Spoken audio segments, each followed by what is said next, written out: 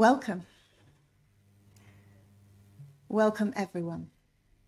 Welcome to you, all of you who are here in the church, and welcome to everyone joining us online. I hope the year has got off to a good start for you all. And it's nice to be back again. This is my first service of 2022. So it's nice to be back here in the pulpit once again.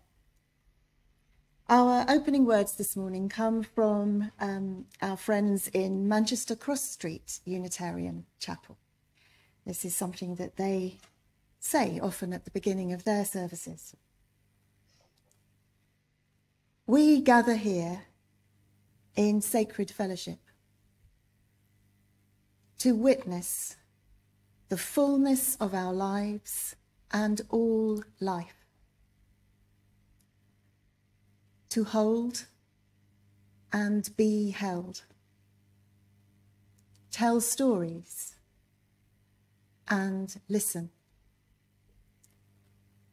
to be renewed and renew the world.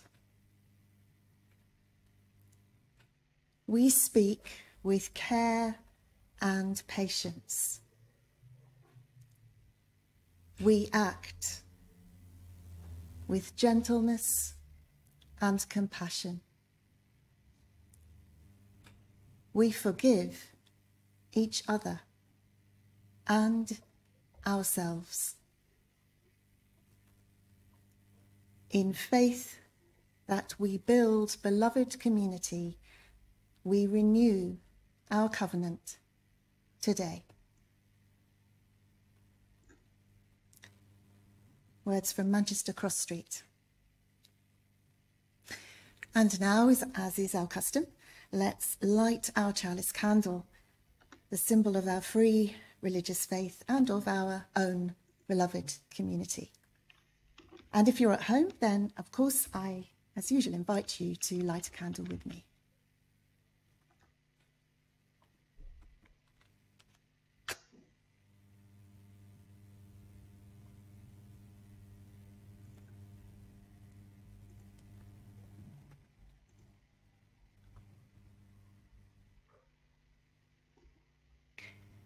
We light this chalice for a new year,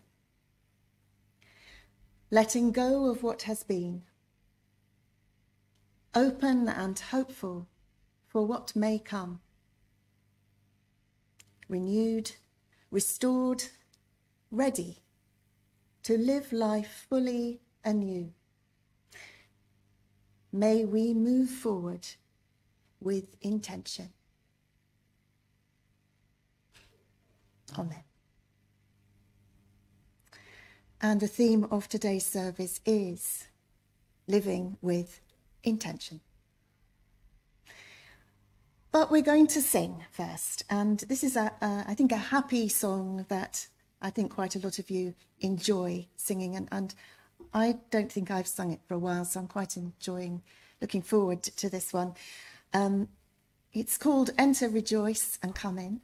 It's number 33 in the purple hymn books. And it applies to all of us, whether we're literally in the church or online. So for all of us, let's enter, rejoice, and come in.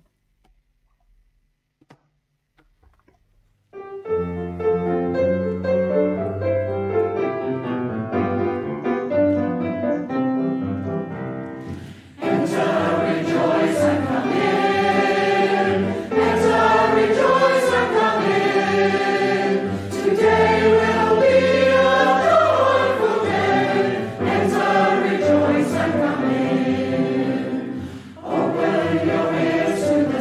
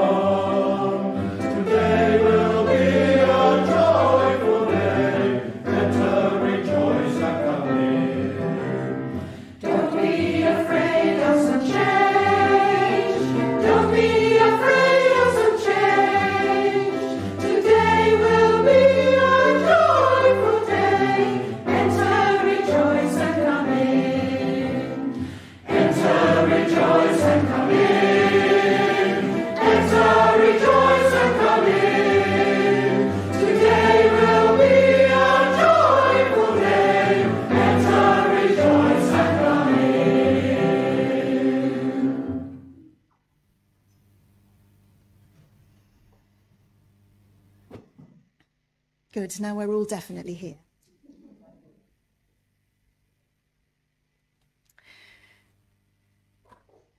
I'd like to now share a prayer with you, which is written by Howard Thurman. And I think it's one I have shared with you once before, so it may sound familiar. May we keep fresh before us the moments of our high resolve.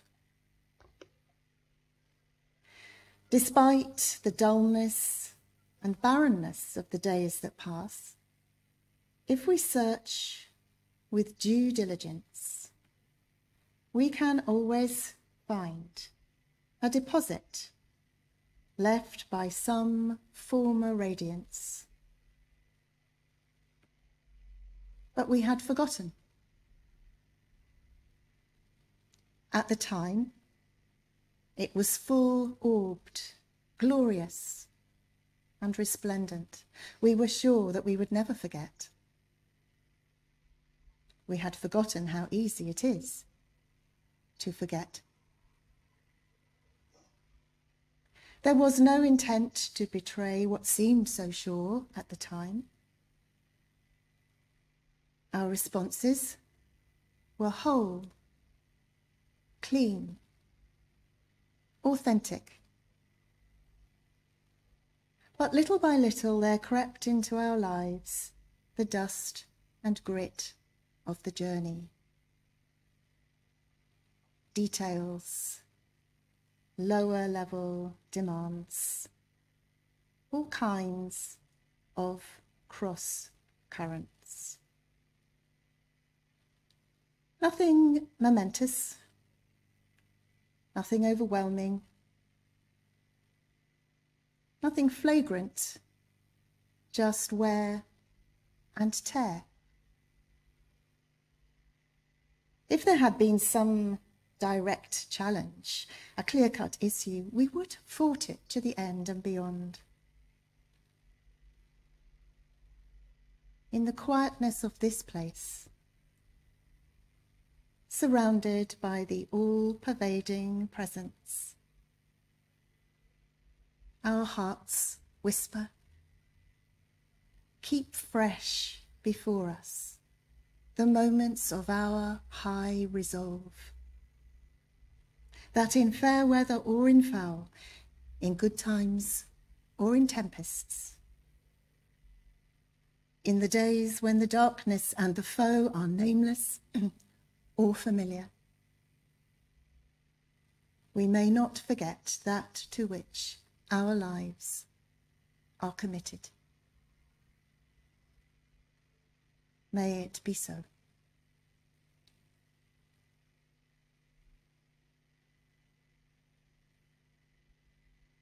And I invite you to pause for a few moments to bring to mind those you know, anyone who may be suffering at this time, and just hold them in the light for a few moments.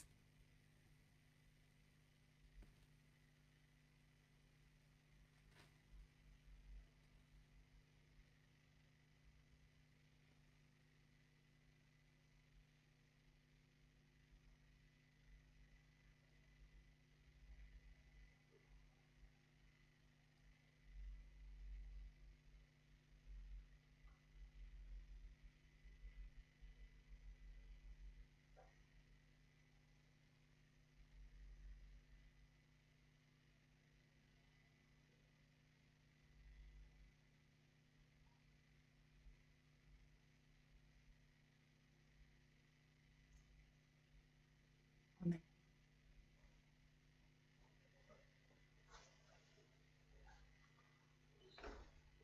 Now we have a story. And our story this week is from a Unitarian Universalist minister called Christopher Buice. And I'd like to share it with you. I think in a way it's quite funny, but it's also quite serious. It starts, once upon a time, there was a drop of water named Higgins. I mean, of course there was. Higgins was no ordinary drop of water. How could he be? He was called Higgins for a start. He was a drop of water with a dream. Higgins lived in a valley where it hadn't rained for a very long time. So all the lovely green grass was turning brown, and all the beautiful flowers were wilting, and all the trees were starting to droop. Higgins had a dream that one day the valley would be a beautiful place again. But what could he do? He was only a drop of water. But one day Higgins decided to travel. Don't ask me how, but he did, and tell others about his dream. All the other drops listened very politely, but no one believed that his dream would come true. Higgins said one, "Get your head out of the clouds. You can't spend your whole life dreaming." Higgins decided he had to do something to make his dream come true. So he began to think. And he thought. And he thought some more. And one day, as he was walking past a rusty old bucket, he got an idea. If enough of us drops of water got together in this bucket, Higgins thought, there would be enough water to sprinkle on a few flowers to help them grow and become beautiful again. Eagerly, Higgins told everyone his brilliant new idea. Well, you know what happens when you tell everyone your brilliant new idea. As you can imagine, everyone thought he was being stupid. That Higgins, nothing but a dreamer, they said. But Higgins decided he had to convince the others that he was right. So he said to them, "I don't know about you, but I am going to get into the bucket. And I just hope some of you will join me." So he ran as hard as he could, use your imaginations, hopped way up in the air and landed, splash, in the bottom of the bucket. And there he sat, just a single drop in a rusty bucket. For a long time, Higgins was very lonely. It seemed like no one else was going to join him. But after a while, some of the other drops could see that the grass was dying, and the flowers were wilting, and the trees were still drooping. And they all agreed that something had to be done. Suddenly, one drop shouted, "I'm going in the bucket with Higgins." Leapt through the air, landed, splash, in the bucket. Then two other drops yelled, "Wait for us!" And then 10 more jumped into the air and into the same bucket. Then 30, 50, more and more began to get the idea and hopped into the rusty bucket. Before long, that bucket was full of water. But there were still more that wanted to join, so they found another bucket, and more hopped in, and more buckets began to gather, until there were many buckets full of water. And along came a powerful breeze that blew the buckets over, and the water flowed together to make a mighty stream. Everywhere the water flowed. And you know what happened. The grass turned green, and the flowers began to bloom, and the trees stood tall and straight once more.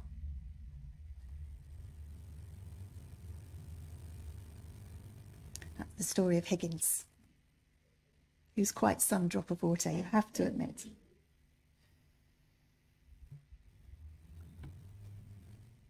and a short reading by Phillip, Moffitt, who I'll say a bit more about later.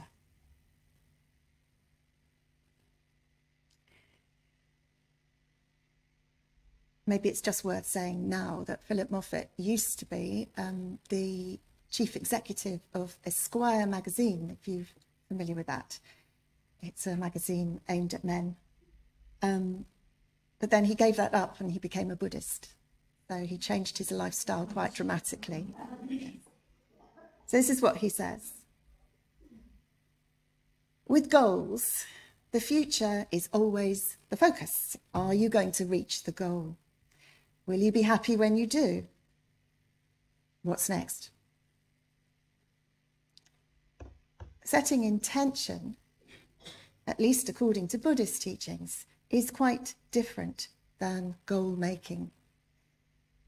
It's not oriented towards a future outcome. Instead, it's a path or practice that is focused on how you are being now, in the present moment. Your attention is on the ever-present now, in the constantly changing flow of life. You set your intentions based on understanding what matters most to you.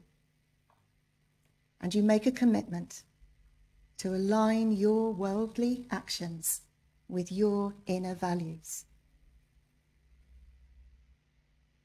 Goals may help you make your place in the world and be an effective person. But being grounded in intention is what provides integrity and unity in your life. What would it be like if you didn't measure the success of your life just by what you got and what you achieved, but gave equal or greater priority to how aligned you are with your deepest values? Words from Phillip Moffitt.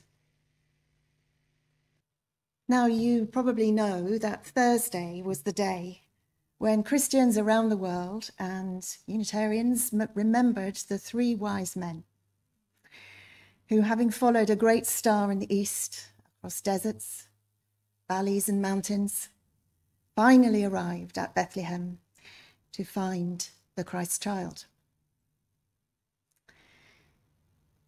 Their journey was hard. At least it was in T.S. Eliot's famous retelling of it. But they travelled with commitment and in the direction they had set themselves, the direction which was given to them by the rising star, the risen star. I think we can assume that the wise men were wise and thoughtful and spiritual people. In some translations, they were astrologers, in which case they were men whose way it was to observe closely the night sky, and who would therefore have readily noticed the appearance of an unusual star and would have quickly interpreted its meaning. They were men who were living in accordance with their beliefs and their values. They were alert to signs and promptings that enabled them to discern their meaning and their direction. You could say they were living with intention. And that feels important. I mentioned Phillip Moffitt earlier, who changed his life quite radically from being the chief executive of an international magazine to becoming a Buddhist and teaching Buddhism, in fact. And as he said, goals are useful. They help us be effective and efficient and motivated in the short term. They're more specific than good intentions.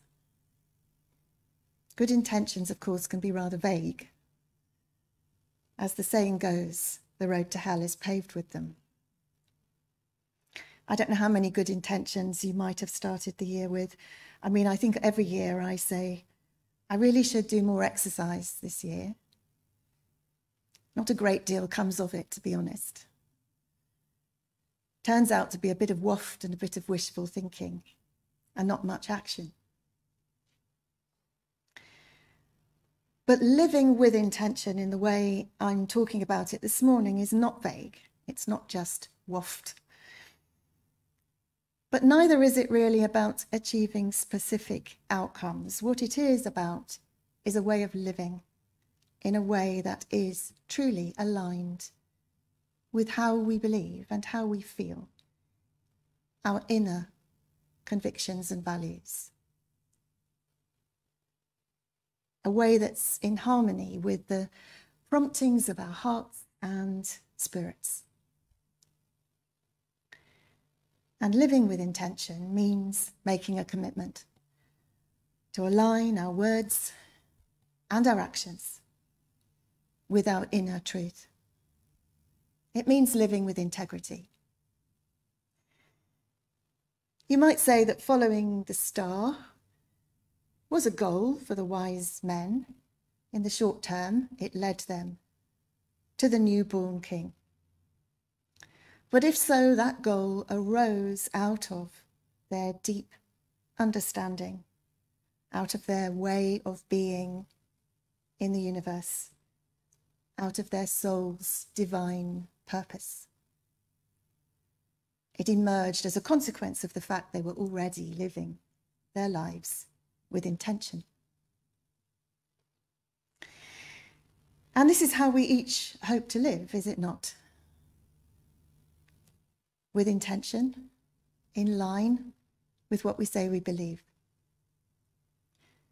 Of course, we may stray from our intuitive sense of what's right at times, but as people of spirit and who are touched by the sacred and who yearn for wholeness, for ourselves, for each other, and for the world, we strive to do our best.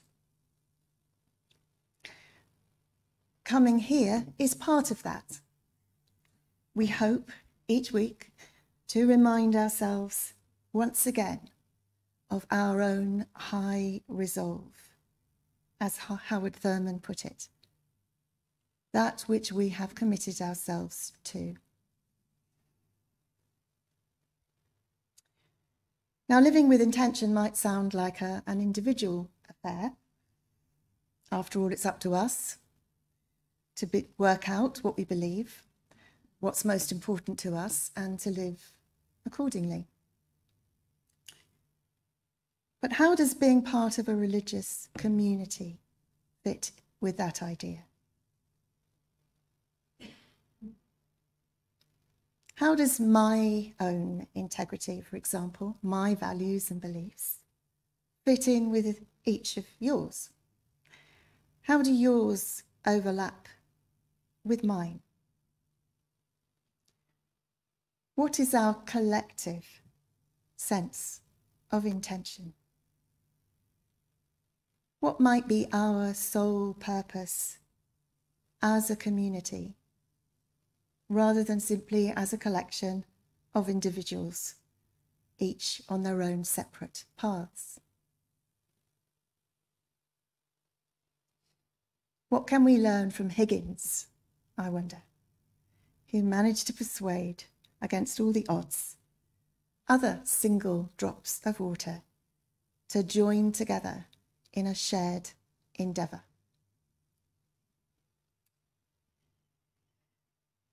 As you know, last year we drew up a strategy for the church, which is very much made up of goals, those things that are targets and that we can tell whether we've reached them or not. And it's been very helpful, and we've been working hard on it, some of us. And you'll be well aware that some of those goals are already visible, like our live streaming, obviously, is up and running. I can tell you that our new website is in the pipeline. You'll be seeing that soon. I can also tell you that we're on the brink of becoming a charitable incorporated organisation, or CIO for short. which doesn't sound all that exciting, but is a very important step forward for us as a community. So progress is being made, and that's really encouraging. And I do think that the goals we set ourselves did arise from our values, from our shared, even if not knowingly shared, perhaps assumed values that we might share. Some of those we talked about this time last year, more or less, when we spent a little bit of time talking about the Unitarian Universalist 7 principles, which you may remember we explored. I'll just remind you of them and see how they're sitting with you at the moment. Just listen and see if they feel true for you, right for you. The first one, the inherent worth and dignity of every person. You happy with that? Yep. Justice, equity, and compassion in human relations. Yes, nodding. Acceptance of one another and encouragement to spiritual growth in our congregations. A free and responsible search for truth and meaning. Yeah. The right of conscience and the use of the democratic process within our congregations and in society at large. It's a bit of a mouthful, that one. Generally, though, okay. The goal of world community with peace, liberty, and justice for all. Well, marvellous, but very ambitious. Respect for the interdependent web of all existence, of which we are part. I think most of us might agree with these principles, probably do, in theory at least. They sound good, don't they? But I do wonder if they're just good intentions. A bit like me, each year, saying, I really should do some more exercise, but not really doing it. I wonder whether those principles really touch us. Do they actively guide us in the way we live our lives, or in the way we build community together here? Or are they just a sort of comfort blanket that make us feel a bit better about ourselves? There they are. Yes, we've agreed to those. Jolly good. Now what? Over the past couple of years, in conversation with many of you, in different ways, of course, because conversations have had to take place in different ways, a recurring theme has come up, and that theme has been community. Different questions like, what does it mean to be in a community? Are we actually a community, or are we just a group of individuals? What is it that we've all agreed to together? What is it that we promise each other? In other words, what is the loving, breathing, living intention of this congregation?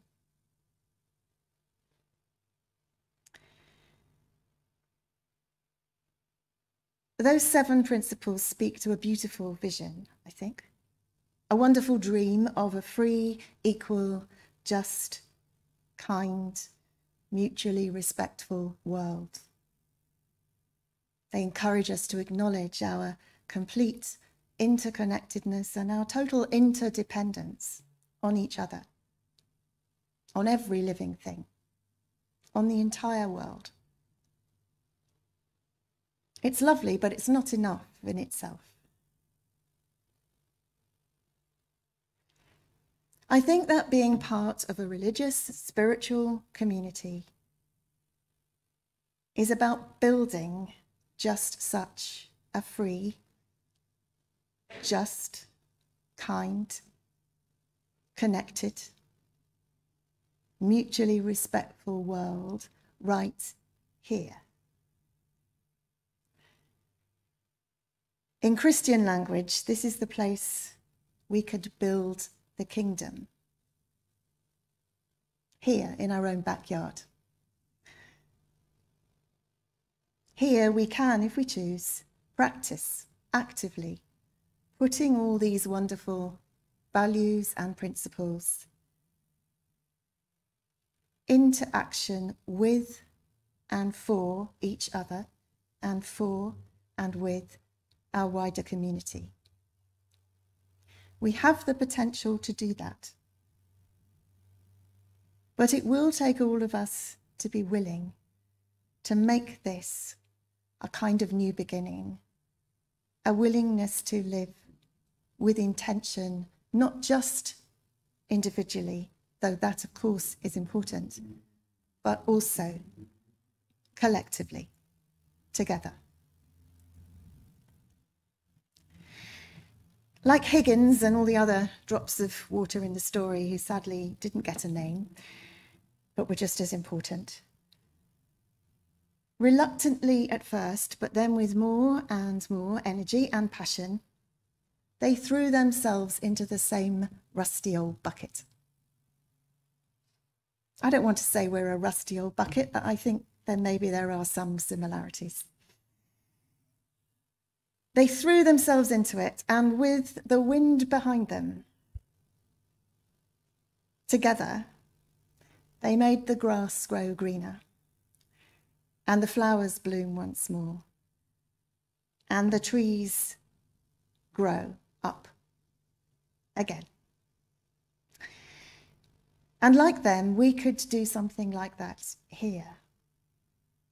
We could build truly beloved community together here. And what an adventure that would be. How remarkable would it be to share a dream and to live it intentionally together? Never mind 3 wise men, we would have crowds of people of all genders crossing continents to see us. A living, breathing example of beloved community, of the kingdom, if you like, in action. We could do that.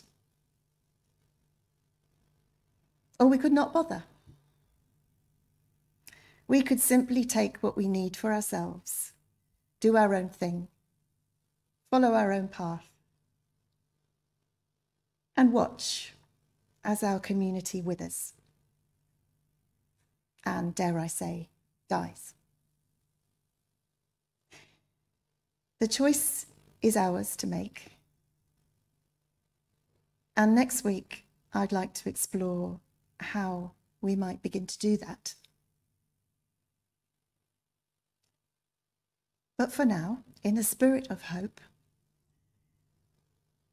and new beginnings and optimism, let us join in singing together the hymn 178 in the purple hymn books.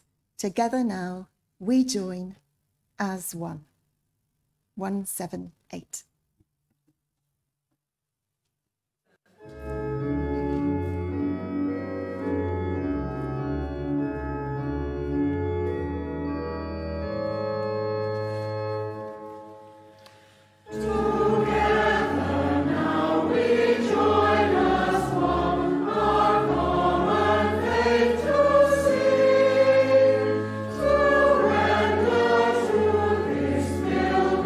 World,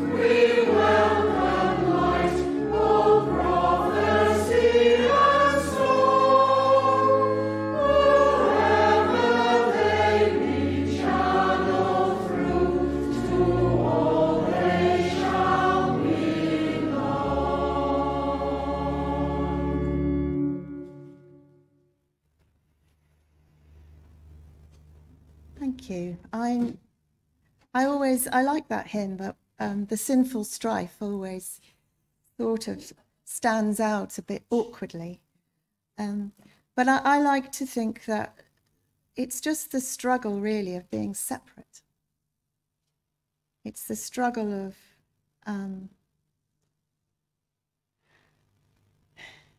feeling alone in the world, going astray, losing your way. It's what happens to us all at times. So we're going to have the notices after our closing video today, so do stay for those if you would like to. I'm going to close with some words from Erik Wikstrom, and then a piece of music actually was a video of a song called New Beginning by Tracy Chapman, and I'm grateful to Suzanne for suggesting that for us. So here are the closing words. And again, this is perhaps a slightly different way of reflecting on why we're here and what we're about. If you are who you were, and if the person next to you is who he or she was, if none of us has changed since the day we came in here, we have failed. The purpose of this community, of any church, temple, zendo, mosque, is to help its people grow. We do this through encounters with the unknown, in ourselves, in one another, in the other, whoever that might be for us, and however hard that might be. Because these encounters have many gifts to offer. So may you go forth from here this morning, not who you were, but who you are now, and curious who you could be tomorrow. So may we all. Amen.